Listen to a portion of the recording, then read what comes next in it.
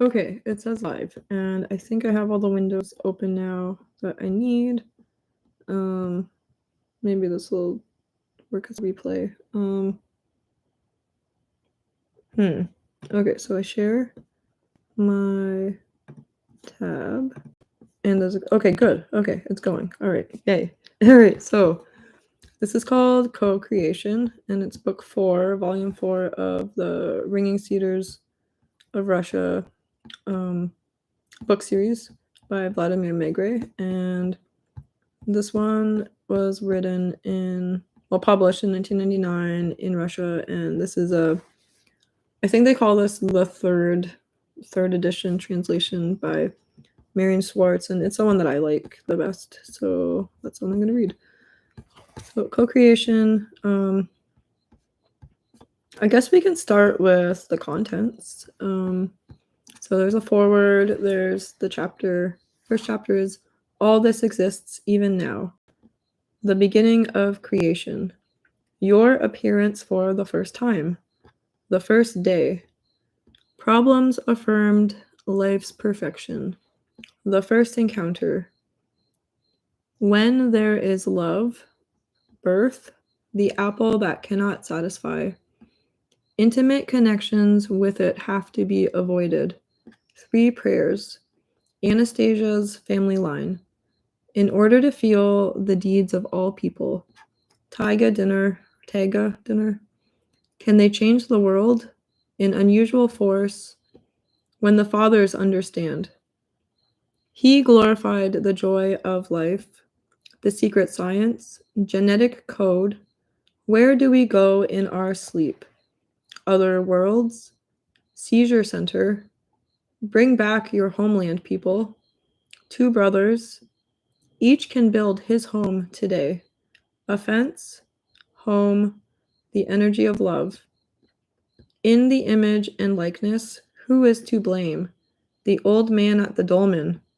School or lesson of the gods. Anomalies in Galenziak, and an appeal from Vladimir Megre to his readers, ends the books. So forward.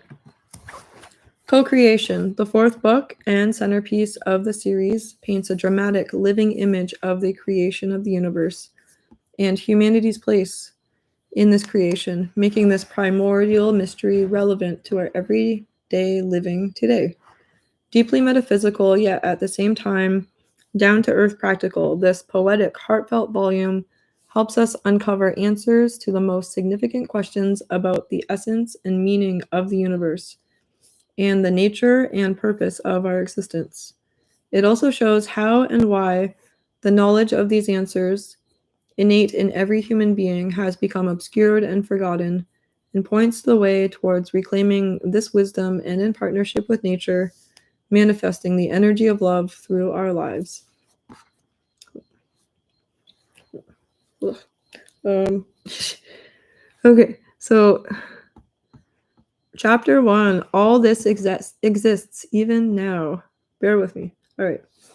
I will tell you all about creating, Vladimir, and then each person will be able to answer his own questions himself. Please, Vladimir, listen and write about the Creator's great creation. Listen and try to let your soul understand the aspirations of the divine dream. Anastasia uttered these sentences and fell silent, distraught. She looked at me and said nothing. She was probably upset because she sensed or saw in my face my distrust of what she might say about creation and God. Why shouldn't doubt arise in me or other people, actually? The ardent recluse can dream up all sorts of things. She has no historical proof. If anyone can speak persuasively about the past, it is historians or archaeologists. The Bible and the books of other confessions speak of God, many different books. For some reason, though, they speak of God in different ways. Isn't that because no one has conclusive proof? There is proof, Vladimir, Anastasia suddenly uttered confidently and agitatedly in response to my mute question. Where is it? All the proof, all the universal truths are preserved in each human soul in perpetuity. Inaccuracies and lies cannot live long. The soul rejects them. This is why they have thrown so many different treatises at man. Lies require newer and newer guises. This is why humanity so frequently changes its social order. It is trying to find in it the lost truth. Meanwhile, it has been moving further and further away from it. But who has proven and how that each person hold but who has proven and how that each person holds the truth inside, in his soul or somewhere else in man? And if it is there, then why is it hidden? On the contrary, it strives to on the contrary, it strives to appear before each gaze every day. Eternal life is all around us. Life's eternity is created by the truth. Anastasia quickly pressed her hands to the ground, ran her palms across the grass, and held them out to me. Look, Vladimir, maybe they will drive out your doubts. I looked, and lying on her outstretched palms, I saw grass seeds, a small cedar nut, and some bug crawling. I asked, what does this all mean? The nut, for instance. Look, Vladimir, the seed is so tiny, but if you plant it in the ground, a magnificent cedar grows up. Not an oak, not a maple, not a rose, only a cedar. The cedar gives birth to another seed like it, and it will have in it, like the very first one, all the information of the primary sources. And if millions of years ago or in the future this kind of seed were to touch the earth, then only a cedar would sprout from the earth. The Creator has placed in it, in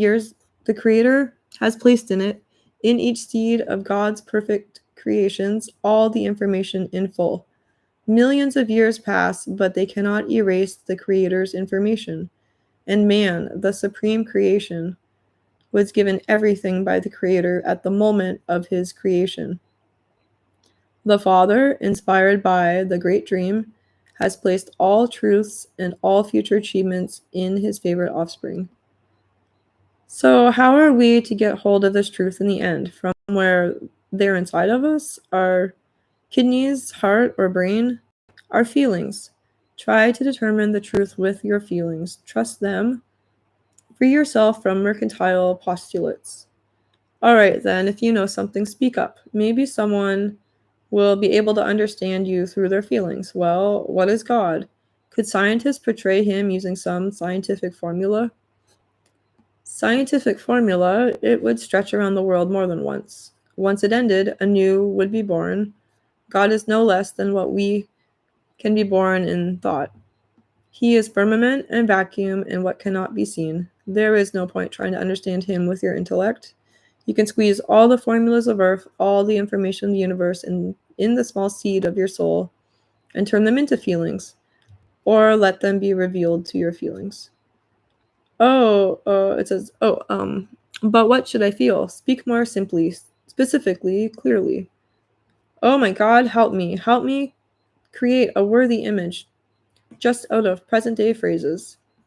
There, you see, now there aren't enough words. You should first read a proper dictionary. It has all the words spoken in life. All of today's, but a modern book does not have the words your forefathers spoke about God. You mean Old Church Slavonic words? Even earlier, before Old Church Slavonic writing, there was a way for people to pass on their thoughts to their descendants. What are you talking about, Anastasia? Everyone knows that normal script came from two Orthodox monks. Their names, I've forgotten their names. Cyril and Methodius, is that perhaps what you mean? Well, yes, they created script after all. It would be more accurate to say that they changed the script of our fathers and mothers. How did they change it? By decree, so the Slavs' culture would be forgotten forever. The remains of the knowledge of the primary sources left human memory, and culture was born, so that the nations would obey other priests, sorry. What does a script and a new culture have to do with this? When children today are taught to write and speak in a foreign language, but are forbidden to speak in their current one. Tell me, Vladimir, what would your grandchildren learn about the present day? It is easy to suggest new sciences to those deprived of knowledge about the past by treating those sciences as significant. You can say anything you like to them about their parents. The language is gone, and with it, the culture. Such was the calculation. But those who set themselves this goal did not know that the truth's shoot remained forever in the human soul, invisible. It needs only a drop of dew, and it will grow and gain strength. Look, Vladimir, please take my words and feel what is behind them. Anastasia spoke, first slowly pronouncing her words, and then quickly rapping out sentences, and then suddenly falling silent for a moment, stopping for a moment's thought, and plucked some sentences strange for our speech, as if out of thin air. Sometimes suddenly she would weave words I did not know into her speech, but each time she used words unclear in meaning, as if catching herself, she changed them for the correct or more comprehensible words. She was trying to prove something, saying of God. Everyone knows that man is the likeness and image of God. But in what way? What are God's characteristic features in you? Have you ever given that any thought? Well, no, I never had occasion to. Why don't you tell them about them? When the weary person goes to bed after the cares of the day, when he stops feeling his relaxed body, his second eye, the set of invisible energies, partially leaves his body. In that instant, earthly boundaries do not exist for them. For them, there is neither time nor distance. Your consciousness, in less than an instant overcomes any limit of the universe. The set of feelings, senses, and analyzes past or future events, fits them to the present day, and dreams. All this speaks to the fact that he, man, does not sense the vast universe just with his flesh. His God-given thought creates. Only human thought is capable of creating other worlds or of changing what has been created. Sometimes man cries out in his sleep, frightened by something. The set of his feelings, freed from earthly cares and what was done in the past or future, frightens him. Sometimes man creates in his sleep. His creations strive slowly or quickly to be embodied in earthly existence. Whether it is embodied in an ugly form or radiates harmony depends at least partly on the extent to which inspiration has entered its creation, how precisely and specifically all its aspects are accounted for at the moment of creation, and the extent to which inspiration strengthens his divine eye. In the entire universe, creation is intrinsic only to God alone and to the Son of God. God's thoughts serve as the origin of everything. His dream is turned into living matter. Human thought, man's dream, first precedes human actions. All people on earth have equal opportunities to create. However, people use their opportunities differently. Man has been presented with complete freedom in this as well. There is freedom. Now tell me, Vladimir, what kinds of dreams God's children are dreaming today? You, for example, your friends and acquaintances. What do they use their creative dreaming for? What do you use it for?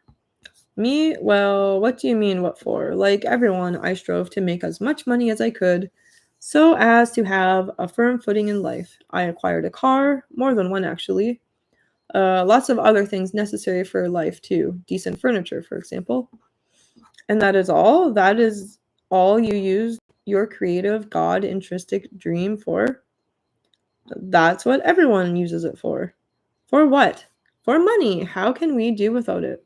Wear decent clothing, for instance, to eat a little better, to buy things, to have a drink. All this is clear. And you're saying what for?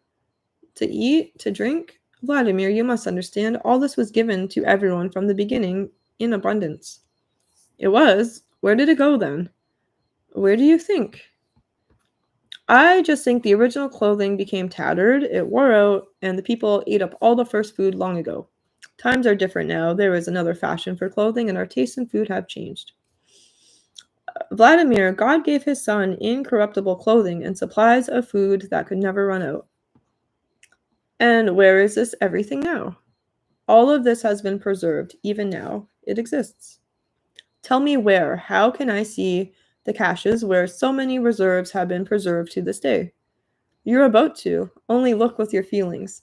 Only with your feelings can you know the essence of the divine dream's creation. So that's the first chapter, and I hope that everything sounded good and that it that you liked it. So, yeah. Chapter 1 is finished, and I guess I could keep going sometime, but let me know what you think about this one, and if you have any questions. Great. Thanks. Bye.